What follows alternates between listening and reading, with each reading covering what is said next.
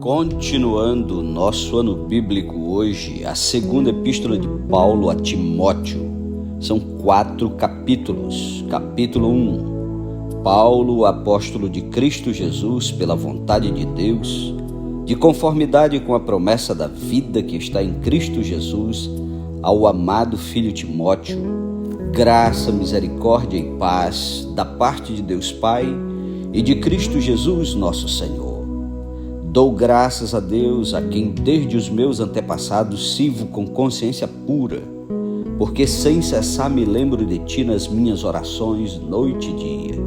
Lembrado das tuas lágrimas, estou ansioso por ver-te, para que eu transborde de alegria pela recordação que guardo de tua fé sem fingimento, a mesma que primeiramente habitou em tua avó Lóide e em tua mãe Eunice, e estou certo de que também em ti.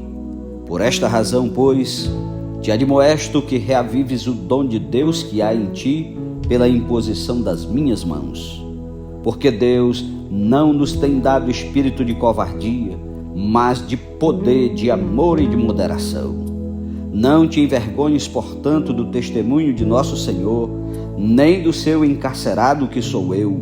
Pelo contrário, participa comigo dos sofrimentos a favor do Evangelho segundo o poder de Deus, que nos salvou e nos chamou com santa convocação, não segundo as nossas obras, mas conforme a sua própria determinação e graça, que nos foi dada em Cristo Jesus antes dos tempos eternos, e manifestada agora pelo aparecimento de nosso Salvador, Cristo Jesus, o qual não só destruiu a morte, como trouxe à luz a vida e a imortalidade mediante o Evangelho, para o qual eu fui designado pregador, apóstolo e mestre, e por isso estou sofrendo estas coisas. Todavia, não me envergonho, porque sei em quem tenho crido, e estou certo de que Ele é poderoso para guardar o meu depósito até aquele dia. Mantenha o padrão das sãs palavras que de mim ouviste, com fé e com o amor que está em Cristo Jesus. Guarda o bom depósito, mediante o Espírito Santo que habita em nós. A situação do apóstolo preso e o procedimento de alguns de seus colaboradores. Estás ciente de que todos os da Ásia me abandonaram. Dentre eles cito Fígelo e Hermógenes. Conceda o Senhor misericórdia à casa de Onesíforo, porque muitas vezes me deu ânimo e nunca se envergonhou das minhas algemas.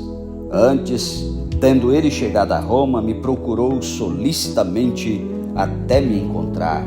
O Senhor lhe conceda naquele dia achar misericórdia da parte do Senhor. E tu sabes melhor do que eu quantos serviços me prestou ele em Éfeso. Capítulo 2. Os estímulos no combate da fé e no sofrimento por Cristo. Tu, pois, filho meu, fortifica-te na graça que está em Cristo Jesus. E o que de minha parte ouviste através de muitas testemunhas, e isso mesmo transmite a homens fiéis e também idôneos para instruir a outros. Participa dos meus sofrimentos como bom soldado de Cristo Jesus. Nenhum soldado em serviço se envolve em negócios desta vida, porque o seu objetivo é satisfazer aquele que o arregimentou. Igualmente, o atleta não é coroado se não lutar segundo as normas. O lavrador que trabalha deve ser o primeiro a participar dos frutos. Pondera o que acabo de dizer, porque o Senhor te dará compreensão em todas as coisas. Lembra-te de Jesus Cristo, ressuscitado de entre os mortos, descendente de Davi segundo o meu evangelho, pelo qual estou sofrendo até algemas como malfeitor. Contudo, a palavra de Deus não está algemada. Por esta razão, tudo suporto por causa dos eleitos, para que também eles obtenham a salvação que está em Cristo Jesus com eterna glória. Fiel é esta palavra. Se já morremos com Ele, também viveremos com Ele.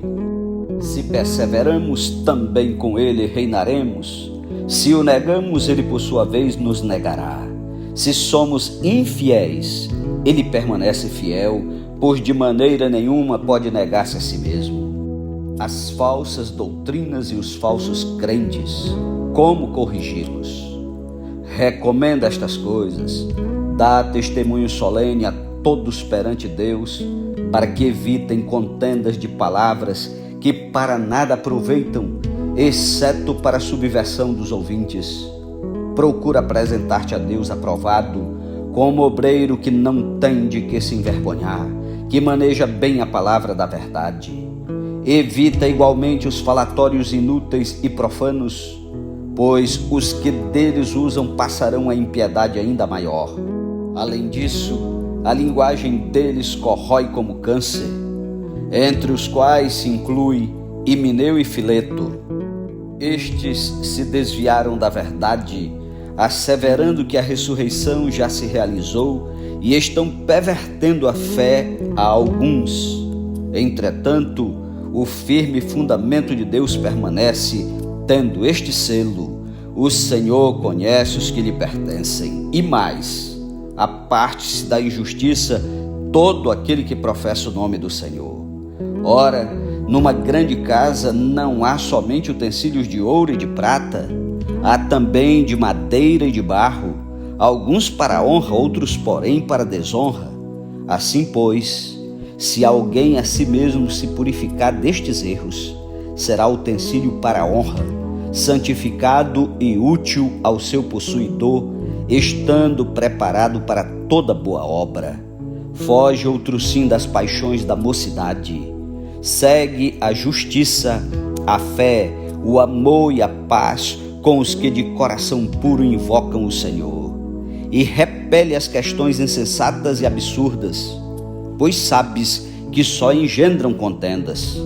Ora, é necessário que o servo do Senhor não viva a contender, e sim deve ser brando para com todos, apto para instruir, paciente, disciplinando com mansidão os que se opõem, na expectativa de que Deus lhes conceda não só o arrependimento para conhecerem plenamente a verdade, mas também o retorno à sensatez, livrando-se eles dos laços do diabo, tendo sido feitos cativos por ele para cumprirem a sua vontade. Capítulo 3: Os males e as corrupções dos últimos dias. Sabe, porém, isto: nos últimos dias sobrevirão tempos difíceis, pois os homens serão egoístas, avarentos, jactanciosos, arrogantes, blasfemadores, desobedientes aos pais, ingratos, irreverentes, desafeiçoados, implacáveis, caluniadores, sem domínio de si, cruéis, inimigos do bem, traidores, atrevidos, enfatuados, mais amigos dos prazeres que amigos de Deus, tendo forma de piedade, negando-lhe entretanto o poder. Foge também destes, pois entre estes se encontram os que penetram sorrateiramente nas casas e conseguem cativar mulherinhas sobrecarregadas de pecados, conduzidas de várias paixões, que aprendem sempre e jamais podem chegar ao conhecimento da verdade. E do modo porque Janes e Jambres resistiram a Moisés, também estes resistem à verdade. São homens de todo corrompidos na mente, reprobos quanto à fé. Eles todavia não irão avante, porque a sua insensatez será a todos evidente, como também aconteceu com a daqueles. Tu, porém, tens seguido de perto o meu ensino, procedimento, propósito, fé, longanimidade, amor, perseverança, as minhas perseguições e os meus sofrimentos, quais me aconteceram em Antioquia, Icônio e Listra, que variadas perseguições tenho suportado. De todas, entretanto, me livrou o Senhor. Ora, todos quantos querem viver piedosamente em Cristo Jesus serão perseguidos, mas os homens perversos e impostores irão de mal a pior, enganando e sendo enganados. Tu, porém, permanece naquilo que aprendeste e de que foste inteirado, sabendo de quem o aprendeste e que, desde a infância, sabes as sagradas letras que podem tornar-te sábio para a salvação pela fé em Cristo Jesus. Toda a Escritura é inspirada por Deus e útil para o ensino, para a repreensão, para a correção, para a educação na justiça, a fim de que o homem de Deus seja perfeito e perfeitamente habilitado para toda boa obra. Capítulo 4. A fidelidade e o zelo na pregação.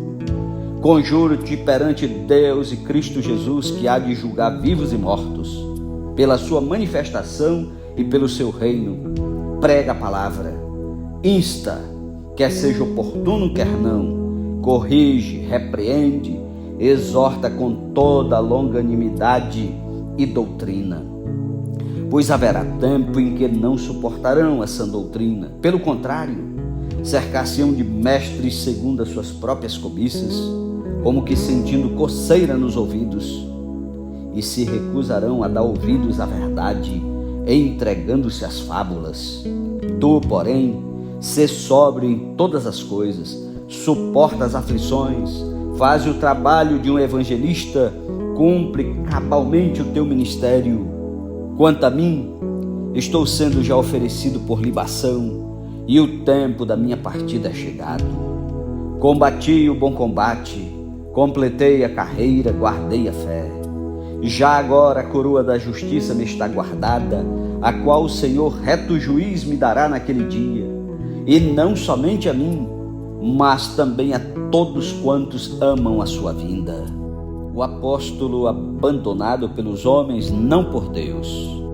Procura vir ter comigo depressa, porque Demas, tendo amado o presente século, me abandonou e se foi para Tessalônica. Crescente foi para a Galácia, Tito para a Dalmácia. Somente Lucas está comigo. Toma contigo Marcos e traze-o, pois me é útil para o ministério. Quanto a Tíquico, mandei-o até Éfeso. Quando vieres, traze a capa que deixei em Troade, em casa de Carpo, bem como os livros, especialmente os pergaminhos. Alexandre, o latoeiro, causou-me muitos males. O Senhor lhe dará a paga segundo as suas obras. Tu, guarda-te também dele, porque resistiu fortemente às nossas palavras. Na minha primeira defesa, ninguém foi a meu favor. Antes todos me abandonaram, que isto não lhes seja posto em conta. Mas o Senhor me assistiu e me revestiu de forças, para que por meu intermédio a pregação fosse plenamente cumprida. E todos os gentios a ouvissem, e fui libertado da boca do leão. O Senhor me livrará também de toda obra maligna, e me levará salvo para o seu reino celestial. A ele glória pelos séculos dos séculos. Amém. As saudações finais e a bênção. Saúda Prisca e Áquila e a casa de Onesíforo. Erasto ficou em Corinto. Quanto a Trófimo, deixei o doente em Mileto. Apressa-te a vir antes do inverno. Eubulo te envia saudações. O mesmo fazem Prudente, Lino, Cláudia e os irmãos todos. O Senhor seja com o teu espírito, a graça seja convosco. Amém. Louvado seja Deus pela sua santa palavra. Concluímos a leitura da segunda carta de Paulo a Timóteo. Que Deus o abençoe e até amanhã para estudarmos juntos a epístola de Paulo a Tito. Um ótimo dia para você e até amanhã em nome de Jesus. Amém.